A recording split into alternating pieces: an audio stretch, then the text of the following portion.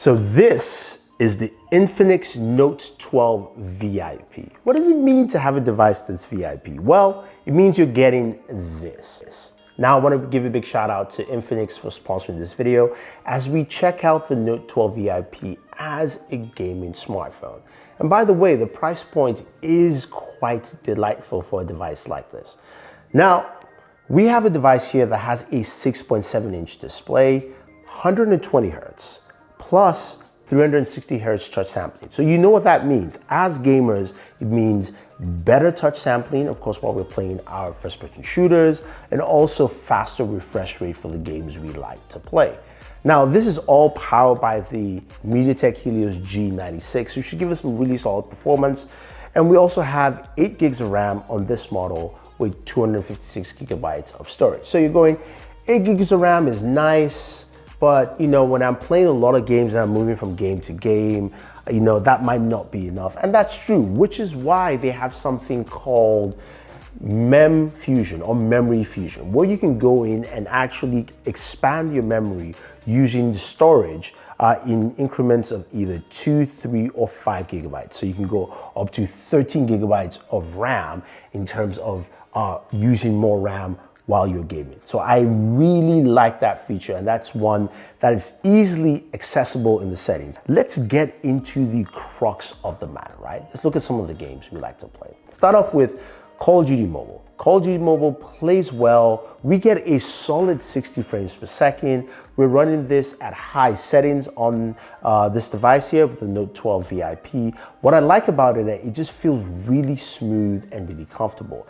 Now, the other thing to note is that while you play games like Call of Duty Mobile and PUBG Mobile, which we'll be checking out later, of course, temperatures are very important. This has 9-layer graphene cooling to basically cool down the device so that it doesn't stay super hot while you're going through your gameplay sessions. Now, when we move over to PUBG Mobile, we play this at Smooth Ultra, and we're getting a solid 40 frames per second, which is to be expected.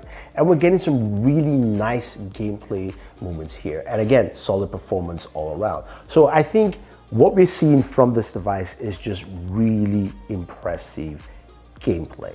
Now, the one thing I want to add though is the Game Center, or you could say the Game Hub, if you will. This is accessible from your in-game menu by swiping left to right from the left-hand side of the screen. And this gives you some nice, simple, clear options. You can go in, customize your notifications. You can also go ahead and screenshot, screen record, but you can also remap buttons. And you're going, wait, which buttons am I supposed to remap? Your volume rocker. So you can actually remap the volume up or down buttons for specific functions. For me, I like to remap my volume up button for my reload function. So when I'm playing Call of Duty Mobile, I can go ahead and reload my weapon whenever I need to. And I like that, even though this doesn't have a lot of physical buttons as maybe some gaming devices will have, the fact that they were able to look at that and pinpoint that for that is really good. I absolutely love that, and I think that's a great thing to have in a device like this, especially when you're spending time gaming for long periods of time. Now, of course, I wanted to see how we would do with games with high refresh rates. I went ahead and played some Real Racing 3. Now, Real Racing 3 can go support up to 120 frames per second. We're getting about 86 on this. And it was really good, solid gameplay performance all the way. I think a lot of people will like this for what it is. And you're going, okay, look, Thunder E, you've shown us 3 games, they perform well. Now, how much is this device? Well, it's $299. So think about all the gaming performance you just saw at a price point that's $299. And I haven't even talked about the camera. This video really isn't about the camera, but you have a 108 megapixel shooter right here. And of course a 60 megapixel front-facing camera, which means you should be getting some really solid photos at this price point, plus being able to play the games you want to play thoroughly.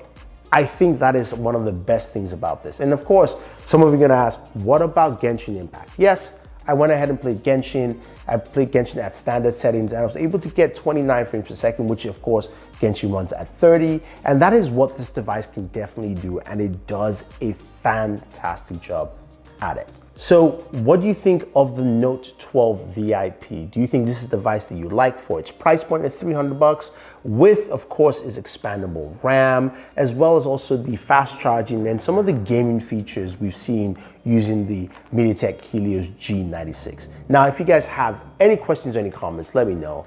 Or if you want to pick it up, use the links down below.